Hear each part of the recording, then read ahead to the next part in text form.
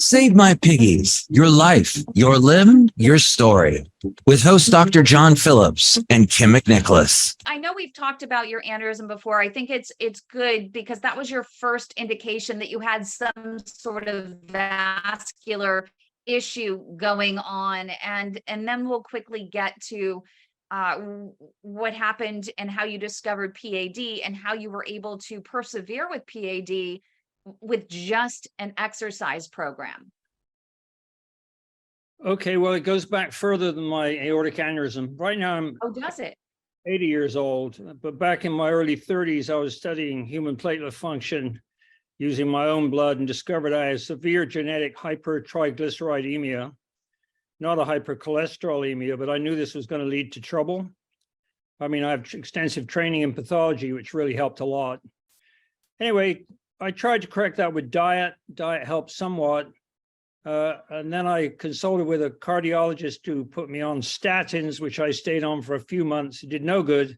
And then I saw the muscle lesions induced by statins in the soleus muscle of a rat and never took them again. Essentially induces rhabdomyolysis, which is destruction of muscle. And then, fortunately, in my early 50s, I started Ironman training, and I was still monitoring my blood lipids. Remember, my resting triglycerides were over 2,000 instead of being about 100.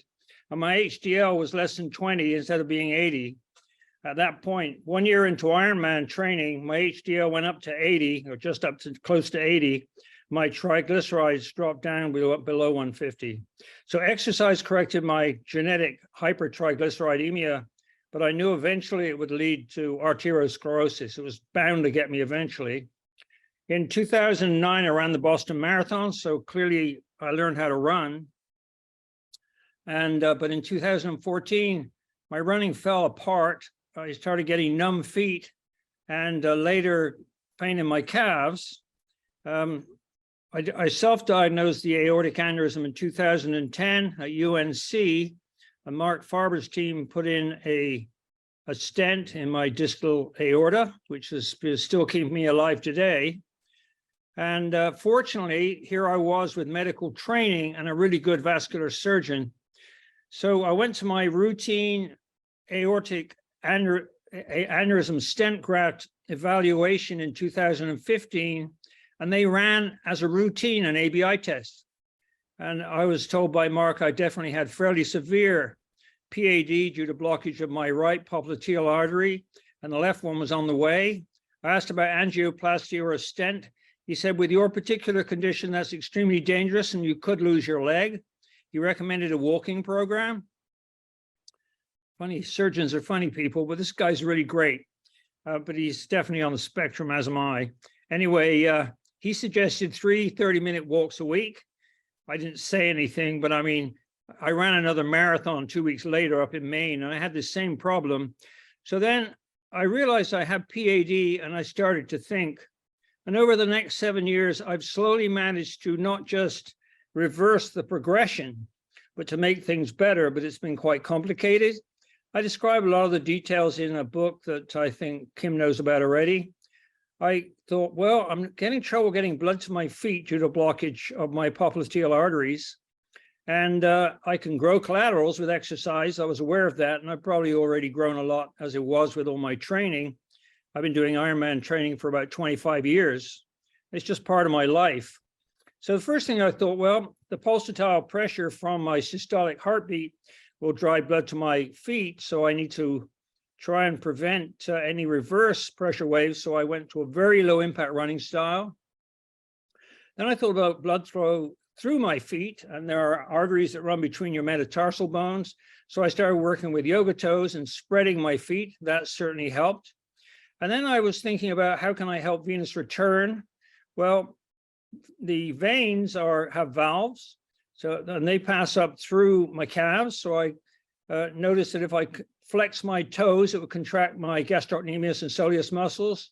And so I did that as part of my walking and running. So I gently stroked the ground, and that definitely improved things. I focused very much on running with my whole body. That's a long story. I do a lot of cross training, of course, as a triathlete, Ironman distance triathlete. And water running is really a great way to get training for running without actually putting the stress on the blood supply to your feet. And then recently I changed a couple more things. The most important one of which was contracting and using the muscles in my feet. So now when I run, I almost pull myself along by my toes that grasp the ground, but you have to do it in a controlled way. And I would say that all these different methods I'm using, which are based on understanding the anatomy and physiology of the blood supply to my lower limbs, is allowing me to continue triathlons, even though I'm at the back of the pack. But I hate to say it, but 80-year-olds are always at the back of the pack. There's not much you can do about that. And I found hearing these stories about people getting really bad advice from doctors, and that has not been the case for me. It really is true. Self-education is critical. I was very fortunate to already have medical training as a veterinarian and pathologist. But if people don't have that training, if it wasn't for Kim, a lot of people would have lost a lot more feet and toes and legs. And so what you're doing, Kim, is great. And so I work on it. I got my little book out there that describes what to do. I can understand why most people can't do that amount of training right now. But if you have a walking program, it is critical to keep pushing. You have to keep pushing the boundaries all the time. If I stop running, I start having trouble walking. If I don't walk long distances, I have trouble walking short distances, because those collaterals that you grow through training, they don't want to be there. They'll disappear if you don't use them. And they also, for the first mile or two, take a while to open up. So don't assess your progress by the first mile, because it's the worst mile. And it always is in running anyway, P.A.D. or no P.A.D. And you've got to keep pushing. And so I push by running, but I cross-train with cycling and swimming and all that stuff. But what you're doing is right. Self-educate, number one. Number two, have an exercise program and exercise intelligently. If you can get as far as running, don't heel strike. Study body movement, but definitely understand the anatomy and physiology of lower limb blood supply. It's really important. And you'll be surprised what you can do. Finishing Worlds was really tough for me. It was a half, it's a standard half Ironman race under really, really hard conditions. The course was extremely hilly, which is the worst thing possible with P.A.D. But I managed to finish. I finished past the cutoff, but they kept the whole course open for me. And there's a whole crowd of people seeing me finishing, and they handed me a medal. And when they put the medal around my neck, you know what I said? I said, "Can I have some pizza instead?" So people thought that was pretty funny, but that's what I really wanted. Anyway, exercise works, but you have to keep pushing the boundaries. That's my story. And no, I'm not on any. No, I think that's. I'm not on any drugs at all.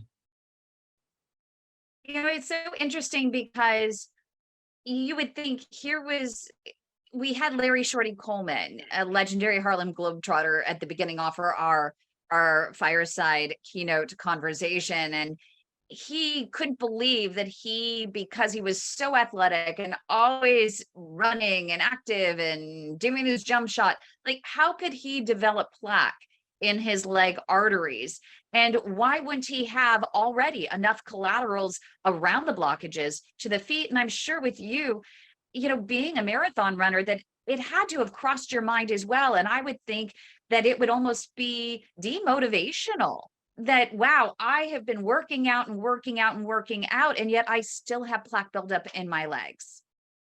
Well, I was fortunate to know that I had a genetic hypertriglyceridemia, so I was waiting for this to kick in. If you didn't know that, I can see how it would be demoralizing.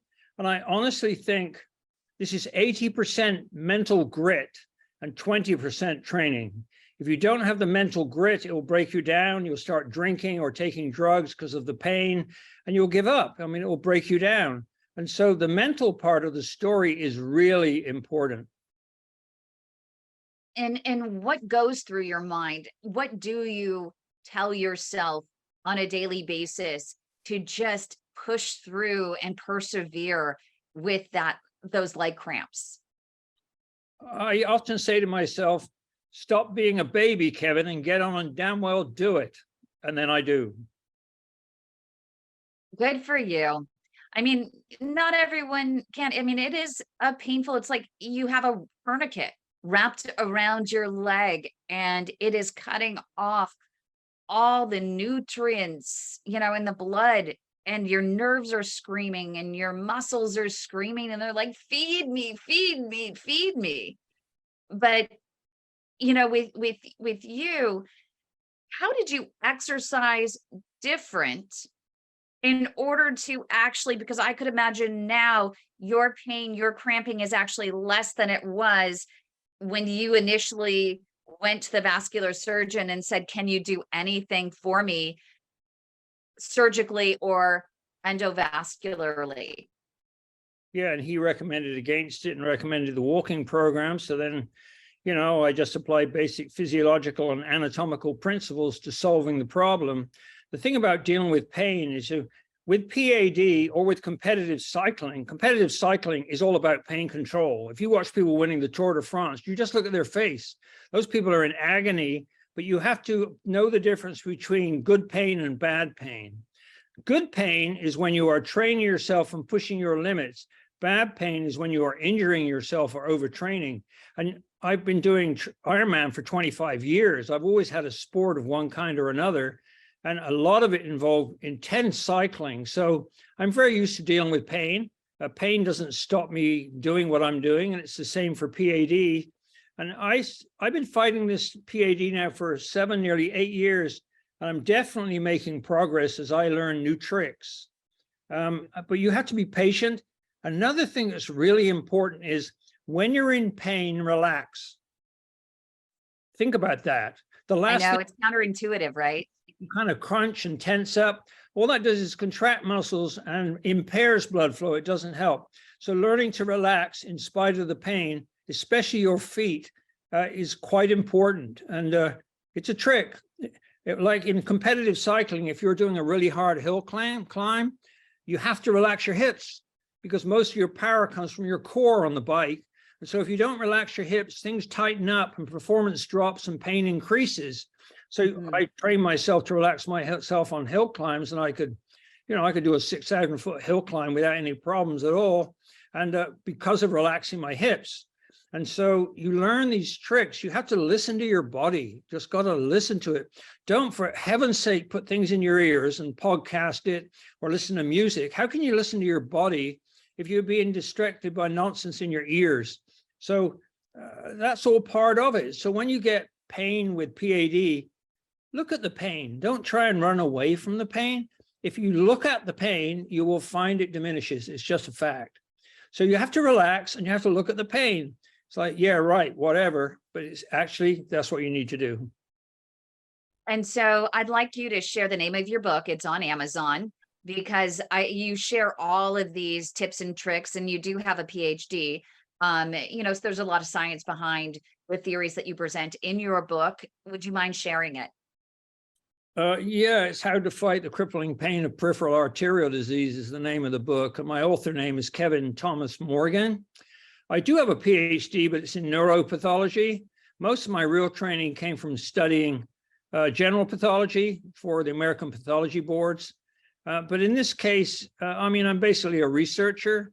So my approach to a problem is fully understand it. And I do that by, number one, I read, I hear other people's stories.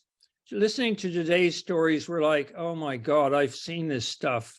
It's terrible. And this is why patients need to realize they are their own best physician. Their physician or surgeon is just a tool in their toolbox, as is their nutritionist and now is their friends and their lifestyle. But they have to be their own physician and understand the condition. You don't have to understand the whole of pathology. You just understand plumbing of your feet. That's all you have to know. Right. But you have to understand that plumbing.